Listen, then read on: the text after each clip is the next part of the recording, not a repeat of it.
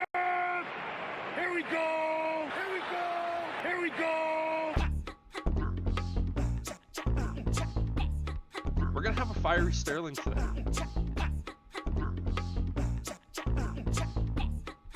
Well, no, you just have a big old air horn, and anytime a Packers fan tries to talk, you just hit the button and drown them out. Like, no, I can't hear you.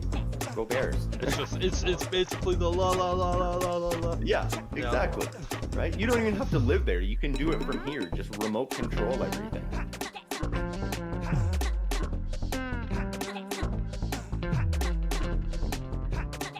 Yeah, I'm pissed off, man. Fuck the NFL at this point.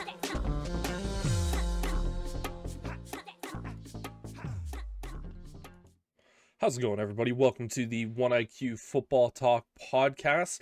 We are officially now after the Super Bowl, and welcome in, as always. Thank you for joining us here. Sterling, as always, how you doing this week, my friend?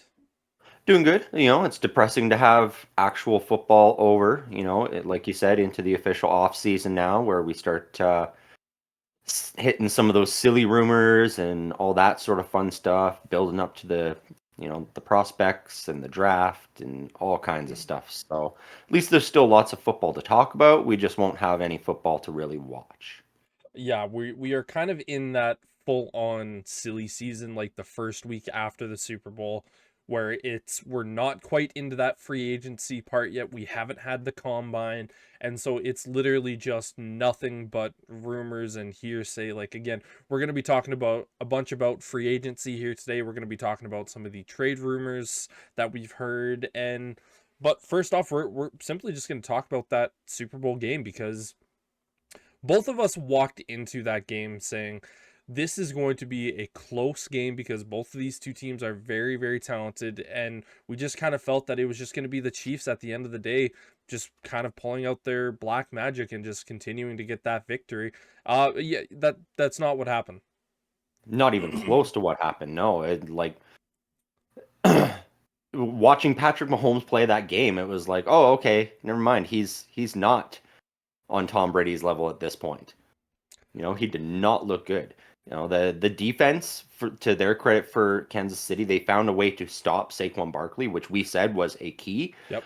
But in that process, they forgot about the fact that Jalen Hurts still plays for that team. A.J. Brown, Devontae Smith, Dallas Goedert. Like, there were so many other pieces, and it's like they left all of them alone and just focused on Saquon Barkley. And great. Barkley didn't get a touchdown. He didn't get a ton of yards. Everybody else did. Yeah, it was one of those things where we walked into that, basically in our statement for that game was the Eagles or the Chiefs, they need to stop Saquon Barkley. If you want to allow AJ Brown to have a decent game, you can allow that, but you can't allow Saquon Barkley to go for a 60-yard rush that just allows him to have like 150 yards on the ground with a couple of catches and a few touchdowns like that. That's going to be your biggest nightmare if that's the case. And to the Chiefs' credit, they walked out there and they said, we are not allowing Saquon Barkley to beat us.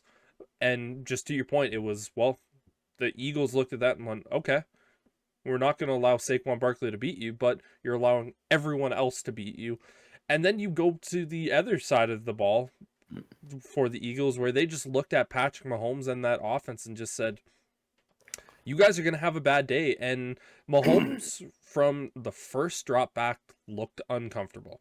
And for a team that has been so cool, calm, and collected. Now, again, with this Chiefs team, we know both of their tackles are not premier tackles. Hell, they had a guard playing tackle for the entirety of the playoffs. And like he was good enough, but it's one of those things when you're going up against a front four like what the Eagles have, you can't have just good enough going in from your starting tackles. You need consistency throughout the offensive line. And throughout that entire game, I was just going, man, this is like the game against Tampa Bay a few years ago, where Mahomes was just constantly under duress and he was just being pressured. I think he was sacked like 7 times in the Super Bowl this year.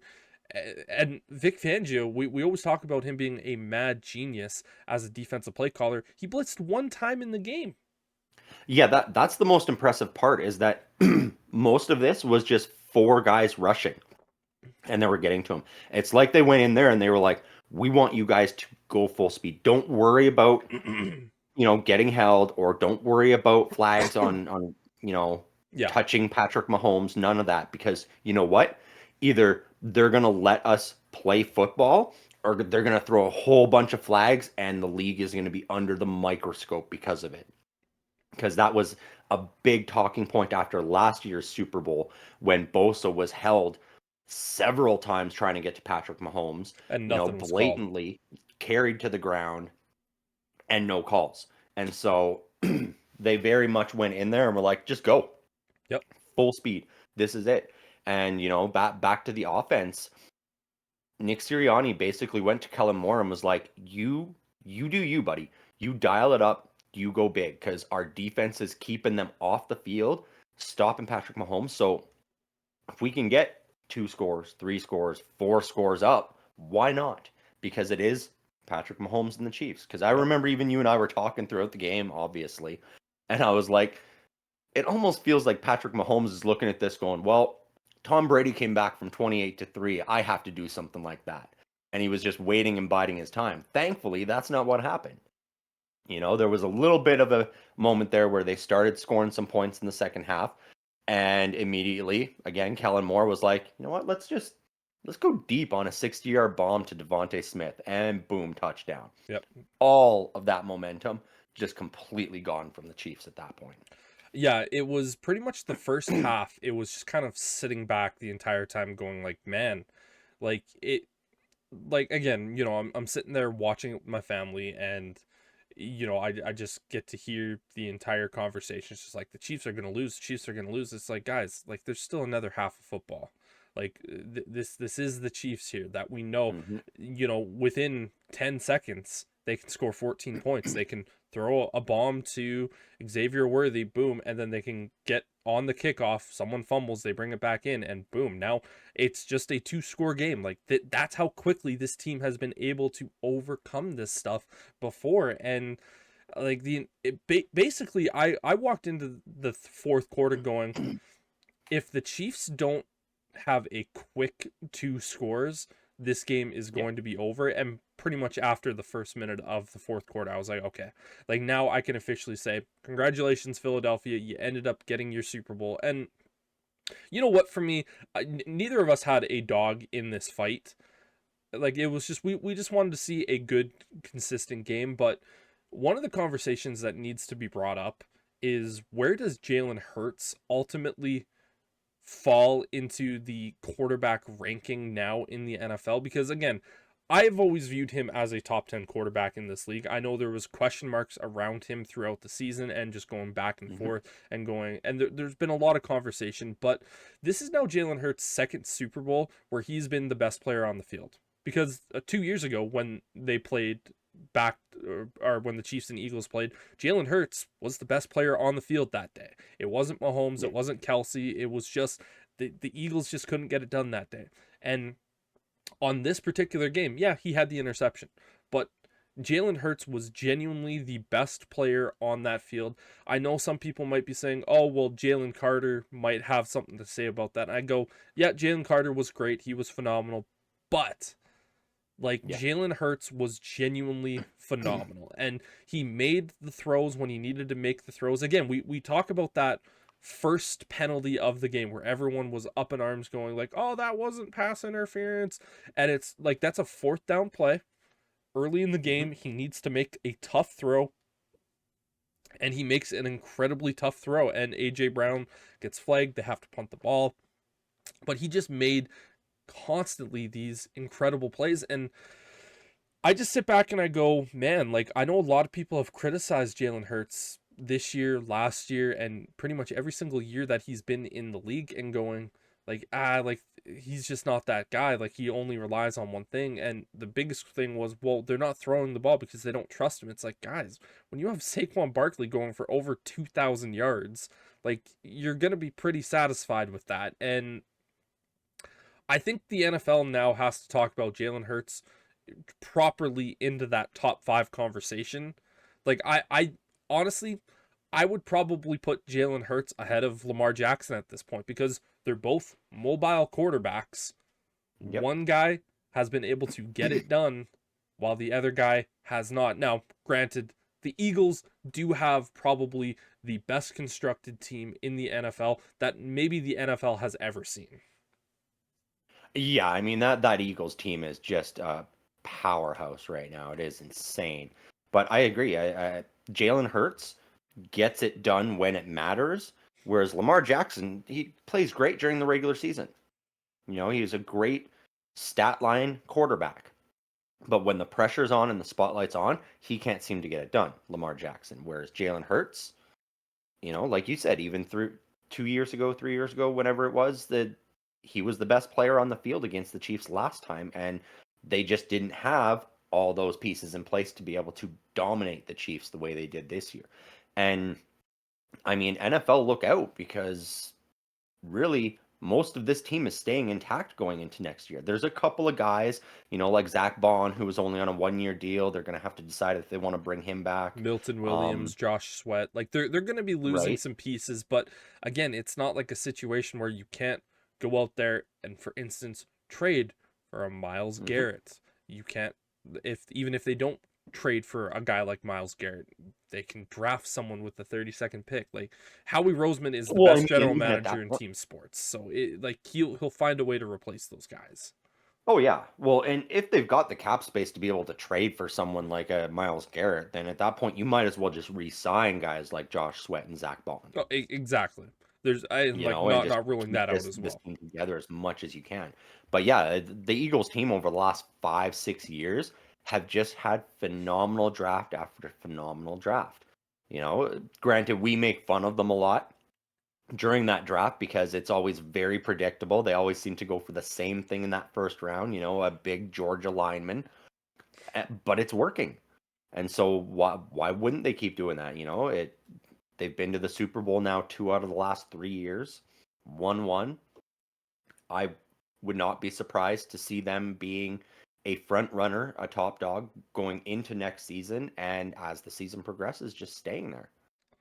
Yeah, the I right now the Eagles are easily the number one favorites to go out next year and win the Super Bowl because again, you're going to be losing your offensive coordinator, and yes, he's already signed hmm with the Saints to be the new head coach. We all knew that was going to happen anyways. Like it was, you're playing in New Orleans. New Orleans basically just walked out there onto the field, their management staff, and said, "Hey, we know you just won the Super Bowl, but can you sign the dotted line right here, please?" Yeah, okay, thank you. Go have your champagne. We'll talk to you. We'll Yeah. announce. We'll have the press conference tomorrow. Like that's basically what happened. Like Nick Sirianni Right. was like, "Hey, you should stick around for another year while he's signing the contract." Essentially, what that happened. But Yeah. you're not losing Vic Fangio. Vic Fangio is without a doubt the most important coach on that staff. And we talked about what's going to happen if Nick Sirianni ultimately can't get that win and what the conversation is going to be there. Are the Eagles fan base going to want Sirianni out? And here's the thing with Sirianni, this Super Bowl win does not buy him a lot of wiggle room either. It buys him the wiggle No. room for this offseason, but if the Eagles go 1-4, let's say to start next season, there's going to be pitchforks literally asking for Sirianni's head. But yeah, this Eagles team, they'll be fine, and it's not like Jalen Hurts isn't going to be able to adapt to a new play caller. He's had to do it pretty much every single year that he's been in the NFL, with the exception of one when he had Shane Steichen for 2. But Yeah. Yeah, and that's just it. Nick Sirianni was very good at staying out of the way during the Super Bowl, which is something we have talked about at length. You're great at, you know, motivating your players, but when the plays are being called and the game is on the line, sit down and shut up. yeah, Because that's when the problems have come into play for this Eagles team, is when Nick Sirianni's out there, you know, game on the line going, hey, let's do this, hey, let's do that, and things get screwed up. As I mentioned, he very much went to Kellen Moore and was like, yep, whatever you want to call, you call it, just do it.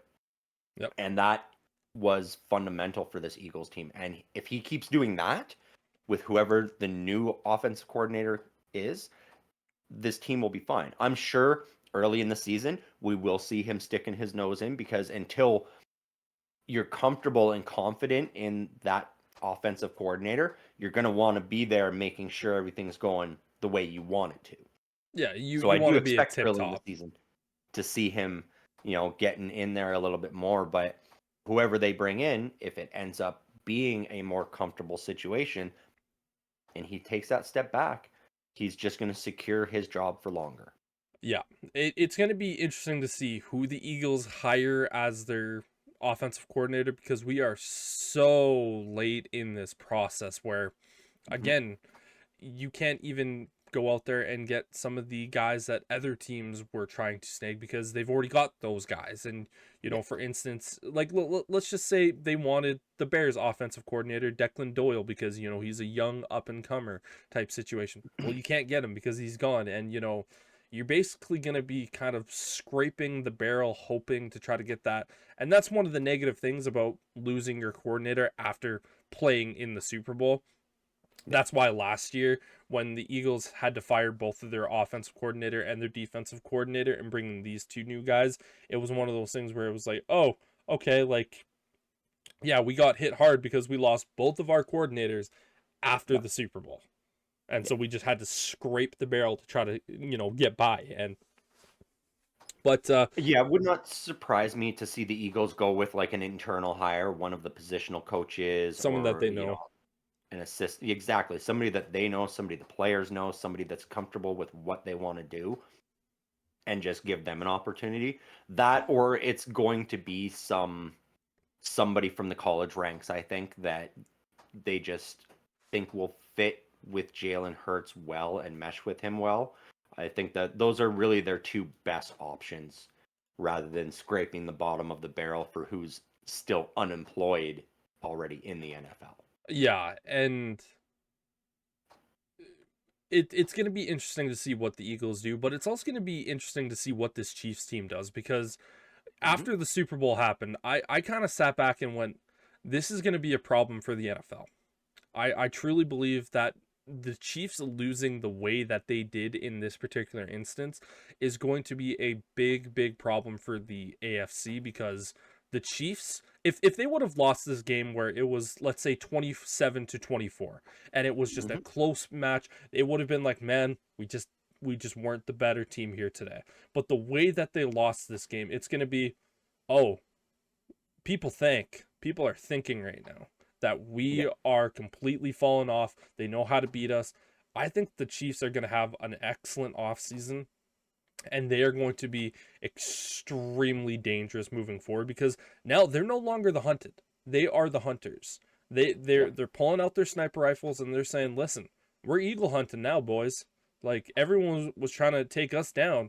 Now we're the guys that have to go out there and try to take you down." And I think they're going to be a much scarier team. They're going to get Mahomes much more protection. They're going to get him better protection. And let's just say, man, they're going to also get him another wide receiver in there. We're just going to kind of sit back and go, uh-oh, spaghetti-o. Well, that's just it. They're going to have to. They're going to have to do a lot of those things, because they'll look to be more dangerous, but it's not going to be easy for them to do so. No. Going into this, they need offensive line help. That is clear. As you were pointing out, they were using a guard at the tackle position. And so I think gone are the days of the last couple seasons where it's, oh yeah, we're going to draft a wide receiver in the first round. Oh yeah, we're going for offensive weapons, playmakers. No, they need to go for the trenches now, because Chris Jones is getting older too on the defensive side. Yep. They got to figure that out. They don't have a ton of cap space either. They're probably going to lose Trey So Smith. they got to shore up that O-line. DeAndre Hopkins was a rental. Are they going to re-sign him? Are they going to afford that? Marquise Brown, same thing, rental. They're going to have to pay him if they want him to stay. So the wide receiver room too is likely going to look very different. You've got Xavier Worthy, who you just drafted. You do have Rashid Rice coming back, and now Rice, I think most of us agree that he is a number one receiver in this league, and he was starting to show that early in this season before he got hurt. He was, but it's this type of injury he had Yeah, That is it's going to tough. play a significant part. Like, we've talked about it in the past with guys like Nick Chubb, where it's like, yeah, he was trending to be one of the best. We need to see him in action again first, though, because that is a horrible injury to a key body part for that position specifically. And so that's just it. If he's not able to make cuts the same way he was before, it's going to be detrimental to his progression and his ability. Yeah. And so he may not be one of the best anymore because of that injury. And so that is a very, very big factor. One thing that I did love seeing Chiefs fans talk about was their pure and utter hatred for Matt Nagy. And it's like, yes, another organization has it. And they're sitting back. Once Nagy came back, our offense started to tank. It's like, yes. Yeah, no shit. Of course it did. Like, Oh, fuck. But I mean, that's just even a salty Bears so, fan talking about Matt Nagy and how much I disliked the man. right? And it is hilarious to see, but it's funny to see them putting that onto Matt Nagy when really, like, anybody who was watching that game, it wasn't really necessarily the play calling that was the issue. It was the play on the field. Yeah. It was the quality of play from those offensive linemen, not able to stop a 4-man rush consistently in the Super Bowl. You're not going to win, because that's when the defensive coordinators need to be getting more fancy and throwing out some blitzes and stuff. Because if that O-line was stronger and they were having to bring extra pressure, then all of a sudden, guys like Zach Bond aren't going to be able to just sit over the middle of the field and pick off a pass from Patrick Mahomes. You're not going to necessarily have Cooper DeJean sitting back there and able to comfortably grab a pick six. Yeah, you're not going to be able to It's play dime for 60% of the plays where it's just exactly basically you're going to gonna. go, we're going to have this amazing secondary that we've built this year and basically just say to you, yeah, we're only going to rush 4. We're still going to get to you in under 2 seconds. And you got to be able to make those quick snap decisions, which Patrick Mahomes still does well at. But, we have 2 guys for every single one of your receivers at this point. Exactly. And so that's, again, it's going to be tough this offseason for the Chiefs to bounce back from this because, we haven't even talked about the elephant in the room yet of, is Travis Kelce going to come back? And even if he does, is he really a scary weapon anymore? We talked about it all last season where he very noticeably took a regression. He wasn't getting those yards. He wasn't getting the catches. He wasn't getting the touchdowns like he had in years past. And we were like, okay, well, maybe he's just holding on for the playoffs. And playoffs rolled around. He was still, for the most part, non-existent. He had a couple of big plays in the Super Bowl, but nothing game-breaking and nothing that can turn this team around. Yeah, the And entire so, playoffs for him was literally one game, and that was about it. yeah, exactly. And so it's, you bring him back, but is he going to be that guy for you, really? And you don't bring him back and you go, well, even if he wasn't going to be that good, that's still a significant piece that we now have to replace. Where Yep. is Noah Gray the guy? Or do we have to go out and get somebody else? And so there are a lot of moving pieces on this Chiefs team where this loss hurts them even more because at least with the three-peat, they could go, if they could regress and go, well, yeah, guys, we won 3 years in a row. Now we're losing everything. Yeah, we've Everybody's had all of our guys. Now retiring they're or gone. moving on. We can't afford it all. Yeah. And so then they would have that justification. Now they're going to look at it and go, well, we have to find a way to not take that step back. And Patrick Mahomes, especially, that spotlight is going to be on him so much next year to go, you had a great start to your career. Are you really quality enough to Can you dethrone Tom survive Brady as the GOAT? the rebuild, the retool? What was that? Can you survive the retool? Because again, when you have Patrick Mahomes as your quarterback, you're never going to be in a full-on rebuild. But can you survive the retool? And we've been kind of talking about this Chiefs team being in a retool these last 2 years. And this year, more than ever, is going to be the time where we're kind of sitting back saying, like, this is probably the biggest retool year that the Chiefs are going to have to go through. Can you be the Josh Allen what we saw this year? Because this was a retool year for them. And Josh Allen won the MVP. He was phenomenal. He almost beat you in a playoff game.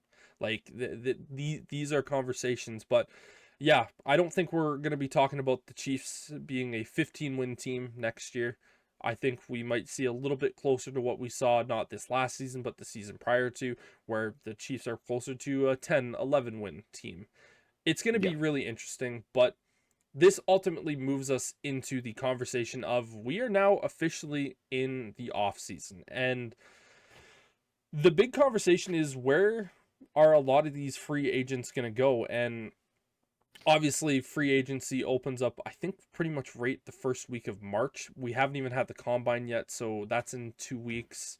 But yeah, I think it's like March Yeah, March 6th. 12th, I do believe, Uh, is opening day for free agency. yeah, so there's going to be a ton of speculation, and we're going to be in a situation here over the next few. I think this week is when we're going to start to see a lot more teams start to use the franchise tag on certain players before we kind of get to this, and it's kind of that mad rush for those 2 weeks before we get to that free agency. But we figured, since it is the kind of end of the season and we are in our time of basically just speculation talk, we can't sit back and go, oh, we think this game, and this game.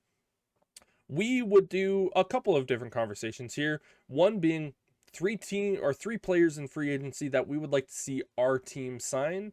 And we also picked 5 players just throughout the entirety of free agency that we think this player is going to go to this particular team. And we're also going to talk about some of the trade rumors that have ultimately been brought up, or the trade requests and those sort of things. So that's kind of giving you a little bit more of the idea. But for when it comes to the free agents, we are using PFF's top 100 free agent list. I think that's a fairly solid list. Are some guys maybe a little bit higher on that list than what you might have or what we might have? Yeah, but ultimately, the top 100 players on that list are guys that every single one of those players, I believe, is going to sign somewhere, and you're going to see them be impactful in one way or the other. But Yeah, 100%. And I mean, if there's any players out there that you guys are fans of that you would like to have our take on where we think they might land, please leave that in the comments. Let us know, and we'll pick that up on subsequent weeks and cover those guys and let you know where we think they're going to land. yeah, and obviously we do a bunch of TikTok shorts as well and YouTube shorts. So obviously, more breaking news happens, we'll probably see some more stuff coming from that area. But let's starting out with our 3 guys that we would like to see our teams ultimately sign. And both of our teams have a handful of needs. I know particularly for the Bears going into this offseason, we need a left tackle, a left guard, a center, a right guard, a wide receiver 3, a tight end 2, a tight end 3, a running back 1, another edge rusher, another D tackle, and someone who you could properly say is your safety number 3. For me, those are the areas of the Bears that I look at.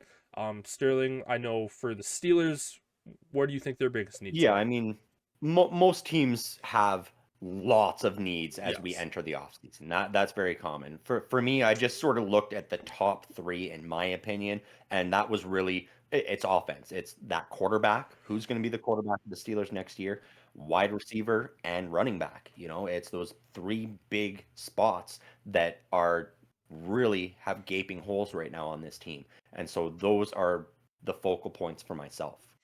Yeah, so I think we should gonna go back and forth a little bit. One, or do you want to do 3 by Yeah. 3? Yeah. So I mean, for myself, the number one need, obviously, for the Pittsburgh Steelers is quarterback. Yeah. What I did was it's sort of a 1A, 1B for most of these positions. They need to sign somebody. And so either one of these guys for me would be a suitable addition. And one of them being obviously Justin Fields. That would be the ideal, is to re-sign Justin Fields, let him test free agency, see what else is out there, and go, yeah, we'll match that offer from that team. We'll match this offer from this team. Like, whatever it is, that would be the ideal situation because he's already familiar with Arthur Smith, even if he doesn't enjoy playing for him necessarily, and who would.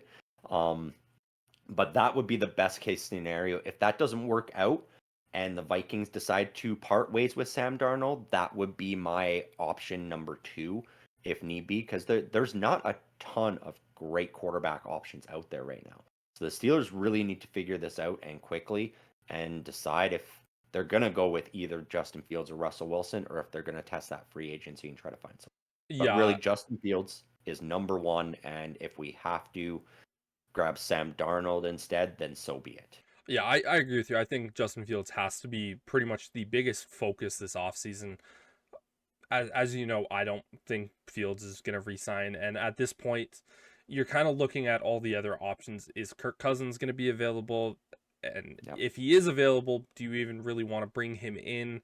We know Aaron Right. Rodgers is going to be available, but I think most people at this point are kind of looking at this going, I would avoid rather bringing him into the organization, because these last 2 years for the Jets have just been nothing but chaos and just Yeah. insanity. And even the last few years with the Packers, and it's just kind of getting to that point now where it's like, do you really want to bring that into the locker room? And Right. Well, Russell hell, Wilson even the Colts ownership bought a huge freaking billboard in said we're not Indianapolis that signing said, Aaron we are not Rodgers. signing Aaron Rodgers. Yeah, Yeah. good. But yeah, I mean, those are going to be options for Pittsburgh as well. Like you said, Kirk Cousins. I've heard rumors that Matt Stafford might be on the move somewhere if he decides to stick around. So, another veteran option. There were some rumors that came out straight out of Jacksonville That- camp this week as well that the Pittsburgh Steelers have been calling Trying about to get Trevor Lawrence. So, yeah. there are other options out there, but like ideally, top of the list, if you can get Justin Fields to re-sign on a 3 or 4 year deal, that should be what you do. Yeah, without a doubt. And I do think Sam Darnold, if you can't re-sign Justin Fields, I think Darnold would probably be the top option there, just because obviously you saw what he was capable of doing there. But I think Darnold is a big risk. But then again, the Steelers, they don't really have any other options at this point. No. So I agree with you on that one. For me, the first big need, again, I talked about basically the entirety of the offensive line. And when I say left tackle, I mean we have a replacement level tackle, someone that you can have right there and go, this guy is serviceable at his position, but left guard, center, and right guard are all, you need to get these done now. And we talked a little bit about Trey Smith in that game, and I think the Bears, they have probably the best shot at Trey Smith. Ryan Poles was the guy that pushed heavy for him a few years ago when he was drafted. He played beside Darnold right back in college when they were both at Tennessee, so they have familiarity. Trey Smith's girlfriend is from Chicago, so that makes it a little bit easier. But the Bears just have cap space, man. And, bringing in Ben Johnson, it's going to allow them to have some of these more offensive players go like, yeah, I want to go play for that guy because I've seen what he's capable of doing and the offense that he runs. Like I think that's going to be a big bonus for the Bears in this scenario. And plus, they have the cap space. If he wants a $20 million a year deal, you can give him a $20 million per year deal. And he's probably the best interior offensive lineman in football right now. And if he hits the open market, the Bears, they need to sign him. They need to go after this guy. Now, I know he's going to be heavily pursued by basically everybody that has enough cap space to sign him. But if you're the Bears, I think those just few small things are going to be something that is going to be enticing for Trey Smith to at least do. Yeah, 100%. And, we talked about it all throughout the season for Chicago that the biggest thing they need to focus on this offseason is protecting Caleb Williams. Dude was running around for his life back there. And so that has to be one of the biggest focal points. Because not only will an interior lineman help protect Caleb Williams, it'll help open up holes for the run game, which means Caleb doesn't have to drop back on every pass. He can hand it off to whoever the running back is, and let them do their thing. Yeah, and it's going to be, I think we've talked a lot about, left tackle being the most important position on the offensive line. And I think nowadays, if you can just get the best offensive lineman, whether it's a right tackle, whether it's a right guard, whatever it is, you just need to get the best guys that you can build around. And Trey Smith is a guy that you can build this offensive line around. And you put Trey Smith on that offensive line, this is a guy that's won 2 Super Bowls. He's been at the pinnacle. He's gone up against the very, very best of the best, and he's done a really good job at it. And if you get Trey Smith there, a lot of pieces on that offensive line start to fall into place a lot more. 100%, yeah. And so going back to Pittsburgh, we talked about quarterback. Obviously, the next position of need is who is that quarterback going to throw the ball to? Because we've seen it. It's George Pickens is the number one on this team right now. We don't know if he's still going to be there next year. There's still discussions going on that maybe Pittsburgh tries to trade him before the draft for either a player swap or some draft capital or something just to get that personality out. There's been some rumors even for just a straight up trade with the 49ers for Deebo Samuel because he was wanting out. And so that, best of both worlds, new scene for both. But outside of that, they've got to sign a free agent wide receiver this year. They need to. They're going to also have to draft somebody at some point too. So really the logical thing would be to go for the wide receiver one that's available in the free agent market, and that is T. Higgins. Whether T. Higgins would be willing to play for Pittsburgh after being such a staple in Cincinnati, that's up for debate. And I think he will likely land somewhere else. This is a guy I would like Pittsburgh to try and sign. I don't think it'll happen. And so I did the same thing here where I have like a safety net guy, and that's a veteran presence in Keenan Allen. I talked about it all season long that I would love to see Keenan Allen come to Pittsburgh because he's got that veteran presence. He tends to stay healthy most of the time lately, and that would be a great addition. I know, everybody believes he's likely going back to LA to play with Justin Herbert again. That's probably where he lands, and I think so too. But those are the two guys that I would most like to see Pittsburgh make a push for and try to bring in at the wide receiver position. Yeah, I think T. Higgins, I think if he leaves, I think he leaves out of the division, probably out of the conference in general. Keenan Allen, he's already stated that he's only going to play for Chicago, the Rams, or the Chargers. And now, again, I'm not going to completely dismiss that he might change his mind again. Players, again, Pittsburgh could look at him and say, hey, you want $25 million a season to come play with us for a year? Yeah, we'll give you $25 million to come play for us for a year. I think that'd be massively overpaying, but yeah, I get it. And Well, exactly. And I mean, when guys say stuff like that, they're, with the press in their face, a lot of them just have prepared answers, because they know what questions are coming, and they're just like, I don't want to upset anybody, upset the apple cart. I'm just good. Yeah, these are the teams I'll play for. And then when off-season rolls around, other teams start calling them. They go, well, I never thought about that. Yeah, this could be a fit for a season. That's the sort of thing where it's like, yeah, I know he said that, but we've seen guys change their mind in the past when a certain team calls them, and they go, it would be really cool to play for that coach or for that organization or with that other player. There's all kinds of different factors that come into play at that point. Yeah, and it's one of those things where the Steelers, they need wide receiver help. We know they're going to target one of the top wide receiver free agents that ultimately hits the market. For a fact they're going to be calling T. Higgins, they're going to be calling Chris Godwin, Stephon Diggs, Amari Cooper. I think Amari Cooper will probably be, if you're going to try to get one of those top guys, I honestly think Amari Cooper might be the top pick because he's been level-headed. He's a little bit older, but he's still been productive throughout this year. But yeah, for me, the next player is another lineman, this time on the defensive line. And Milton Williams, the defensive tackle for the Eagles, we saw him play at his very, very best this year. And he was, without a doubt, probably the best defensive player, not named Josh Sweat, on that defense for the Eagles in this Super Bowl. He was just unbelievable in this playoffs. And, he's still a younger guy.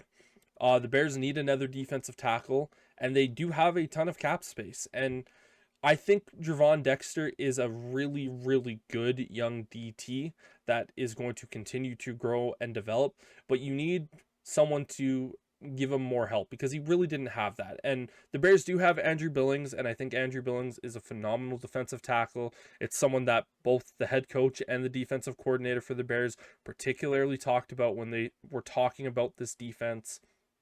And I think if you add Milton Williams into this equation, you have three guys that you can basically rotate in and out throughout different sets and different predictions that you're trying to do. I think the Bears would be really smart to try to go after this guy. Now, again, has he been the most productive defensive tackle in the NFL over his first 4 years? Not over the first 2 years, but these last couple of seasons, he's been slowly getting better and better. Now, again, he also has Jalen Carter there playing with him these last 2 seasons, which is big. Vic Fangio was huge. But it's one of those things where the Bears, they need more defensive tackle help. And I would prefer them to spend money on the defensive tackle as opposed to drafting it, because I would like to see them draft more on the offensive line side of the ball to get those cheaper guys in there as opposed to spending big. Now, again, they did spend $20 million, which I'm predicting Trey Smith is going to sign for Trey Smith. And you're not going to be shocked to hear it when I also have another offensive lineman that they're bringing in right there. So it's one of those things where I would rather Bears spend maybe a little bit more on that defensive line and focus more on the offensive efforts, because their defense is still pretty good, and this just makes it even better. Oh, exactly. And that's just it. When you have that much cap space available right now, it's you go out and you spend that money. You spend it on guys who are already established that can fit into your system. And the trenches are key for Chicago right now. So you don't want to necessarily be filling those spots with rookies who, may or may not pan out. You want to get a guy that you put in there and go, okay, we know what he's capable of already. We know what we're going to get out of him. We're still going to draft somebody late rounds to come in behind him. And who knows, maybe that guy does take off and we go, okay, well, we'll trade you away in year 2 or 3 of that deal that we made with you. That would be the smartest thing for Chicago to do. Yeah, it's one of those things where they this entire offseason for the Bears, I've been saying all year long, if you do one thing, it's you build up both sides of the line. I've been saying it for years. You build a team by building the line.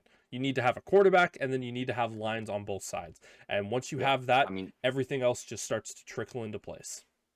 Look at the team that won the Super Bowl. Best offensive line and best D line. The best D line in the league.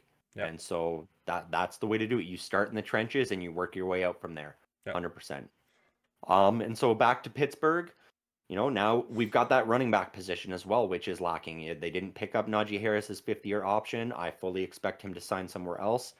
And Jalen Warren is also up for contract this year and likely testing free agency. So really, the Pittsburgh Steelers have Cordarrelle Patterson at that running back position going into next season, which he did a great job as a running back, but he is not a number 1 in my opinion. And I don't see this team ultimately landing on a number 1. I think they are going to continue running with that 1-2 or even a 1-2-3 with Cordarrelle Patterson. And so for me, my top is much like Justin Fields. I would love to see them bring Jalen Warren back. He has shown that he is a great workhorse. He's a good little dude that runs hard, runs fast, and is straight up and down the field. There's none of this, we got to wait 10 yards for him to hit that top speed. He is just like a bullet out of the chamber. He flies. And so that is an excellent pickup. If for some reason he decides to go elsewhere, I would not be upset to see them take an experiment on somebody like J.K. Dobbins, who is not going to be in LA next year unless they also decide to re-sign, because he is hitting that free agent market too. So either one of those would be great. Jalen Warren, much like Justin Fields, is definitely the preferred option there, but it's the type of running back that Arthur Smith is going to want. He's going to want a guy that can catch those pitches in the backfield and have great explosive speed immediately, and both of those guys have that ability. Yeah, I think both of us knew coming into this offseason that Najee Harris is kind of gone, and Najee Harris is one of those running backs this year where you look at and go, he's probably the best free agent running back in this class, but you're not getting anything special with him. You're not getting a Josh Jacobs. You're not getting a Derrick Henry. You're sure as hell not getting a Saquon Barkley. You're just getting someone who's just a big running back who is going to get you 3-4 yards every single carry. And if that's what you're looking for from a running back, then you can certainly have it. But we're starting to see a little bit more difference, at least with Derrick Henry. He can hit that explosive speed quickly. And We've joked about Najee Harris looking like he needs a 15-yard run up before he can even have the 15-yard run up. And Yeah. Jalen Warren would be a nice free signing. J.K. Dobbins would also be not a bad option. Javonte Williams, the Broncos running back for the last couple years, I know he fits a little bit more of that more modern NFL style of running back. That could be another option for the Steelers if they can't get either of those two guys. But yeah, honestly, if the Steelers were potentially be able to sign both of those guys, where it's Jalen Warren and J.K. Dobbins, I think they would ultimately be pretty happy. But again, this running back class for in terms of the actual free agents isn't good. The draft, however, that's a completely different story. Well, and that's exactly it. I don't expect them to sign multiple running backs in free agency. I expect them to sign one, going with Cordarrelle Patterson, one free agent running back, and then they will draft one as well. Yeah. And that'll be their 1, 2, 3 for sure. Yeah, and for me, last guy here, again, it's not going to come as a shock. It's another offensive lineman. This time I have guard Kevin Zeitler coming over from the Lions. Whenever you see a head coach move from one, or from a coordinator moving to a head coach position from one team to another, you often see always one guy come from that side of the ball. When Eberflus got hired in Chicago, he brought over a edge rusher, Aquadim Muhammad, from Indianapolis. Every coach always has one of those guys, and Kevin Zeitler, he was one of the best guards this year in the NFL. He was a top 10 guy at the guard position, and yeah, he's 34 years old. But for the Bears, they need someone that's going to be able to come back onto this line and say, you know what? I know the way that Ben likes to operate. I know the terminology that he likes to use, and I can come there. I'm going to be a starter this year. Whether they draft someone in the, like, let's say they draft Tyler Booker, the guard from Alabama. And this is going to come as a little bit of a shock from you. I would actually like to see Tyler Booker sit behind Zeitler to kind of learn before making him just go out there and blocking the NFL's very best. And I know Zeitler can play in the NFL. I know he can play in this offense because we've seen it the last 2.5 years. And I don't think he's going to be too terribly expensive. He's only making $8 million this year. If you want to give him a 1-year, $10 million deal, you have two guards now that are going to be the benchmark for your team. You have your left guard in Zeitler, and then you have your right guard in Trey Smith.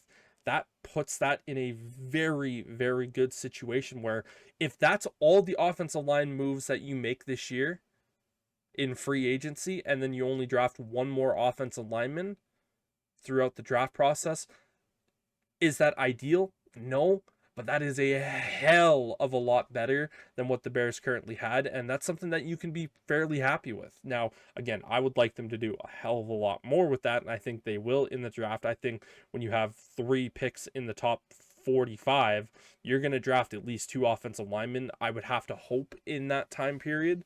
Now, again, things could change, but yeah, for me, Zeitler would just be an excellent piece to bring in. Yeah, exactly. And like you said, even if that's all they do, at least that's still an improvement.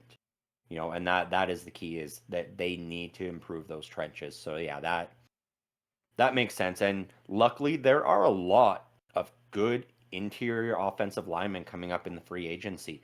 Like even guys like Pittsburgh's James Daniels is likely to hit free agency. We got Brandon Sheriff likely hitting free agency. So there are going to be other options outside those guys, if you're not able to land them, that you're still going to be able to improve this interior offensive line. So. Hell, Zach Martin is going to be a free agent this year. And yeah, he's 35 years old, but he's 9 Pro Bowls in 11 seasons in the NFL.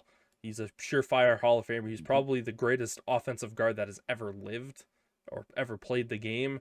If you want to bring that guy in for a season, I don't think you're going to be too upset. Mekhi Becton, he played guard for the Eagles this year. That's another guy. Like, Will Fries, Tevin Jenkins, I don't think is returning to the Bears, but there's a lot of guard help this year in a year where I think most teams are looking at it going, we need to improve our guards. Yeah. And so those are the 3 guys that ultimately we think our teams should try to pursue. And again, we ultimately kind of looked at this and said we should also talk about some of the top players in this free agency class and kind of predict where we think they want to go. And so each of us picked 5. We didn't pick the same 5.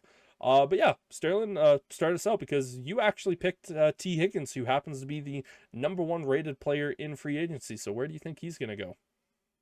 Yeah, I mean, T. Higgins, as I said, I would love to see Pittsburgh go for him. I don't think that's going to happen. Ultimately, as you said, if he doesn't re-sign with Cincinnati, he is likely going out of division and probably out of conference.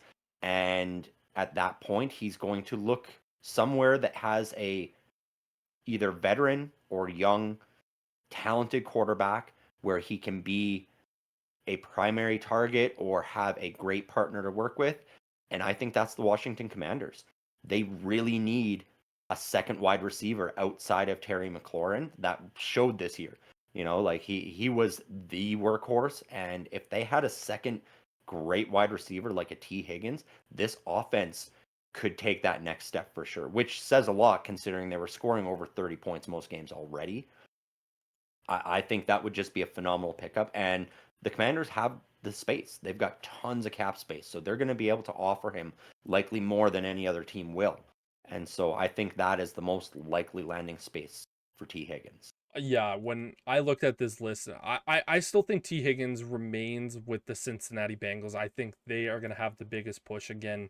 T. Higgins knows how to operate in this offense. He likes working with Joe Burrow, but ultimately, if he does not get a deal done with Cincinnati, I don't think they're going to franchise tag him this year. I think the Commanders are probably the number 1 spot because, again, you have that young quarterback who showed that he can be successful. You have another wide receiver there, so it's not going to be just you. And they have the money to give you the deal that you want. If you want to be $25 million a season as the wideout, like the Commanders can pay you that. Like that is not going to be a stretch for them. And you start to talk about teams like the Patriots who are going to need wide receiver help. And why would he want to go to the Patriots when he has to go up against Josh Allen twice a year, when he's going to have to go up against, he might have to face off against the Bengals and all of these other teams, and it's only going to be just him with a quarterback that, sure, he was a Pro Bowl alternate, but no one's exactly sure if he's going to be able to take that next step. But yeah, the Commanders make a ton of sense. Well, and the Patriots, to me, I looked at that, and you mentioned Josh Allen, and it's like if he's going to go to the AFC East, I could see him more likely going to Buffalo to play with Josh Allen than to New England.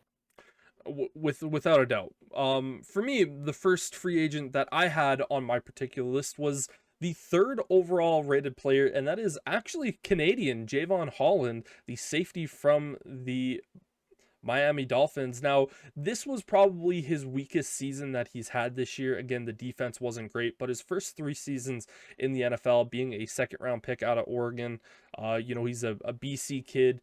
He's been one of the best young safeties in the entire NFL, and whatever team ultimately gets him is going to be getting a good, talented player. The problem with that is that most teams are looking at this going, do we really want to spend big money on the safeties? Because unfortunately, safeties in today's NFL are one of the more replaceable positions in the draft, of where you can kind of pick and slot a guy into that role, and you can get really good production out of most players. Now, again, when you have a top talent safety like this, it's going to be a big player to try to get. And funny enough, I think it's going to be the Washington Commanders that ultimately get him, because we know the Commanders, they need secondary help. They need secondary help. They were bad secondary wise. They traded for Marshawn Lattimore, who didn't really come in and help them all that much. And Holland, who's still relatively young, I think he's only going to be 26 at the start of next season. You can build around that guy. He's not a Kyle Hamilton level player. I think Kyle Hamilton is probably kind of in the category of his own here at the moment in the NFL. But this is a great young player that you can continue to build your team on. And we all know Dan Quinn, defensive-minded guy. He's going to want some of these defensive players in. And Holland is going to be able to come in and help stabilize that secondary. Yeah, I agree completely. The Commanders, it's that secondary needs help, and I fully expect them to spend a ton of money this offseason going after guys like in the safeties, cornerbacks. even along the D line and like defense overall. This team had to score 30 plus points a game just to win and just to get to the playoffs. If they can find a way to hold other teams to fewer points, it takes so much pressure off of a young Jaden Daniels. Yeah, and we promise not every single free agent player that we're going to talk about is going to be a Washington Commander.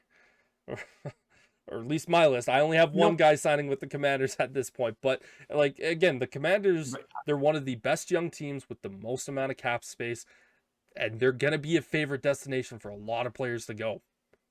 Yeah, that's just it. Like I would put an asterisk beside pretty much every one of these guys that we're gonna talk about, that any one of them could land in Washington because of all the cap space that's available and all the positional needs they have.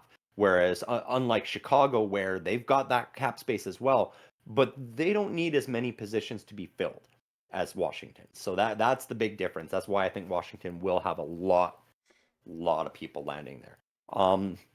Second guy on my list is Khalil Mack.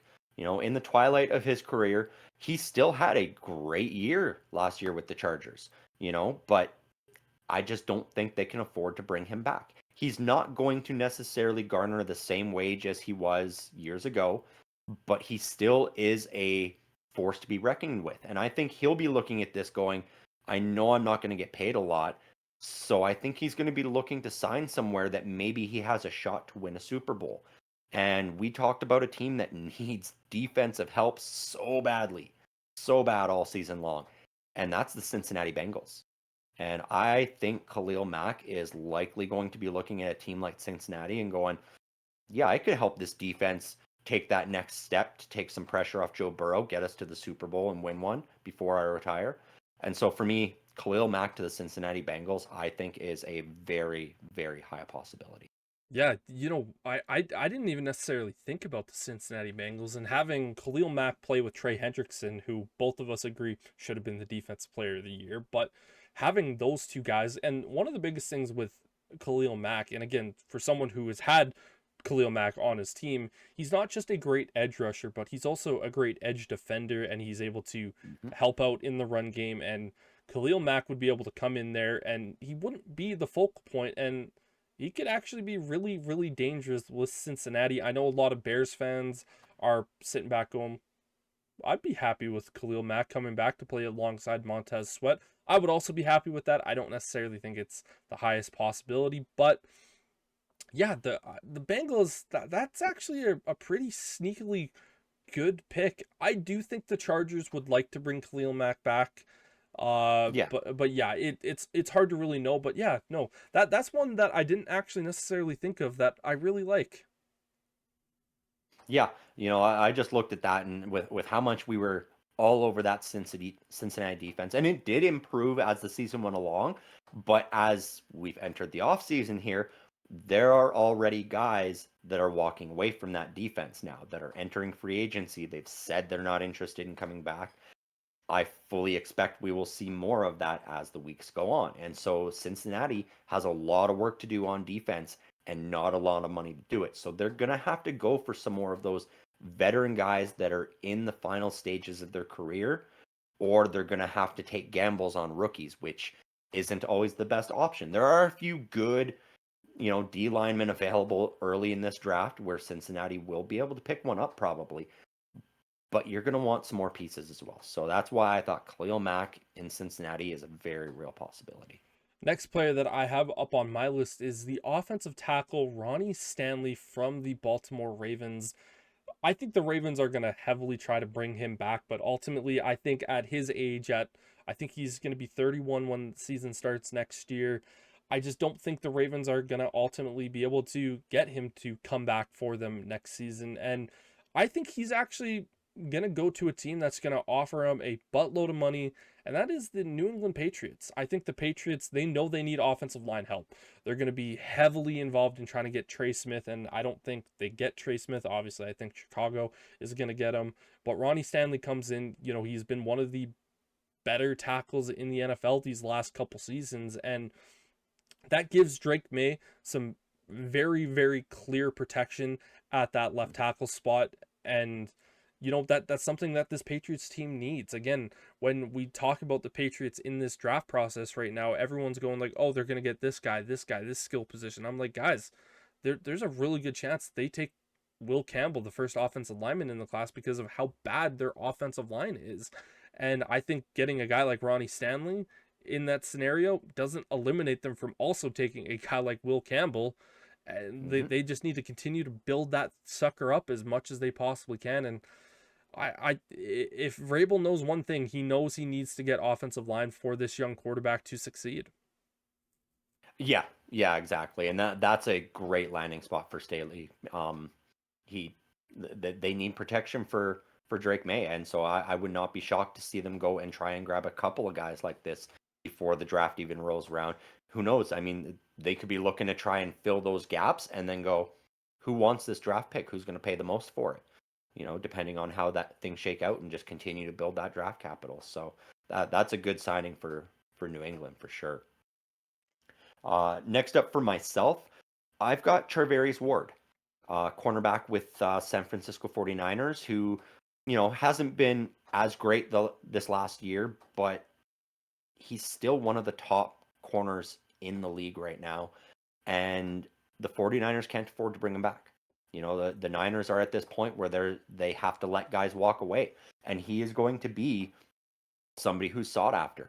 I didn't like doing this because I hope this doesn't happen, but it really so badly fits what this team does so often. And I could see the Pittsburgh Steelers going out there and trying to make a big play to get another big name secondary, cornerback to play opposite Joey Porter Jr. with Dante Jackson becoming a free agent now. There's really no clear-cut number 2 there. And so I hope this doesn't happen. But I could very much see Pittsburgh doing this. This is another guy that I think could flip a coin. You mentioned it earlier, though, with the Washington Commanders. They need secondary help. They brought in Marshawn Lattimore, like you mentioned, and he didn't really, move that needle at all for them. So this could be another option to bring in to try and shore up that secondary a bit. But I unfortunately could see Pittsburgh going out there and trying to get a guy like this. I really hope I'm wrong, but who knows? Yeah, I could see 3 out of the 4 AFC North teams all vying for his services. Again, we talked about the Ravens having a awful secondary with the exception of Kyle Hamilton all year. The Bengals, they just need any defensive help they can get. And yeah, the Steelers could potentially just try to look to add someone like that. So yeah, for myself, I don't necessarily disagree with that selection of the Steelers. That is kind of a it's a Mike Tomlin type move to bring in a guy that you're going to throw some money at on the defensive side of the ball while ignoring some of the offensive issues. And that's exactly why I say I don't want this to happen. But you think it's going to happen? Yeah. When I saw his name, I was like, oh, hell, they're going to try and get him. Oh, shit, he's a Pittsburgh. So, I'm going to love him being a Pittsburgh Steeler, but it's going to not right? solve And our that's issues. where I'm torn. Yeah, I love it. I love him, but it's just we need offense. We need to be able to score points. Great, we can hold teams to under 20 regularly. We can't even score 15. Yeah, that's the problem. Yeah. Next up for my list is the first and only quarterback that we have talking about this one, and it is actually no, we have 2 quarterbacks talking about this one. This is Sam Darnold. He is the number 1 rated free agent quarterback in this class, and we talked a little bit about this earlier where, there's a lot of teams that are going to need a quarterback. He's sure as hell not going back to the Jets. I doubt he's going to go to the Giants. The Steelers are a real option here. But the team that I think is ultimately going to be able to land him is going to be the Las Vegas Raiders. Because right now, the Raiders, they're in that weird position that they were kind of in last year, where they're sitting back going, there are quarterbacks that we like in this class. But we're in such a weird spot as a team right now where we can't really afford to trade up with a team because then we're going to be losing so much. And there's not a guarantee that we're going to be able to get a quarterback that falls to us. Because again, they're at 6 and last year they were at 13. and they were just on the cusp. But there's teams ahead of the Raiders that are going to be all trying. There's 4 teams ahead of the Raiders that all need a quarterback and could all draft one of these 2 quarterbacks. And for the Raiders, you can't walk into this draft process sitting back going like, we feel comfortable with whatever quarterback ends up falling to us with that 6th spot, because chances are one of those 2 guys or both of those guys aren't going to be there. So you can't go into this season going, yeah, we're very happy with Aiden O'Connell as our quarterback. Yeah. Yeah. Right. And I have questions about Sam Darnold. And obviously Chip Kelly is the new offensive coordinator for the Raiders, being paid $6 million a year to coach offense for the Raiders. So, yep. But if Sam Darnold plays 70% of what he was like in Minnesota, it is without a doubt a clear upgrade for the Raiders at the quarterback position. And you're going to be able to have consistency with him. I don't think he's going to be put into a much better situation with the Raiders, but I think the Raiders will look at him and say, hey, you want $45 million to play for us this season? We'll give you a 3-year deal, $45 million per season. And, if they're bad enough next season, they draft a quarterback in what is without a doubt a better quarterback draft class. And, they just kind of look at him and go, I mean, you're going to mentor the guy for a year, and if he takes it over at some point throughout the year, well, you're still getting paid $45 million. And unfortunately, I just don't think the Steelers will be able to match that, because it was kind of that coin flip for me, whether it was going to be the Steelers, whether it was going to be the Raiders. And, there was a little bit of conversation in my head, maybe the Rams, but we'll talk about that a little bit later. But yeah, for me, ultimately, it was just the Raiders fleshing out some cash for Sam Darnold. Yeah. And I mean, for Sam Darnold, anywhere he goes is going to be a downgrade for him. So I do expect to see his play drop off, because you're not going to have Justin Jefferson to throw to, Jordan Addison to throw to. TJ Hawkinson. Right? You won't have the same weapons. I mean, well, that's the one position that would be an upgrade going to the Raiders. Yeah. You got Brock Bowers. Yeah, you got Brock Bowers and Michael Mayer. That's right? The one position this Raiders team you could look at and go, they got the best tight end room in the league, having Brock Bowers, who's a top 5 tight end in the league right now, and then also having Michael Mayer, who looked like he could have easily been a top 15 tight end this year. And it's just like, you have both of those guys. Okay. Like, right? Yeah, there's several places I could see Sam Darnold landing if the Vikings opt to part ways with him. I mean, if I was Kevin O'Connell and the Vikings, I wouldn't. Just because you don't know what you've got with JJ McCarthy. Yeah. And so that's a very big gamble doing that.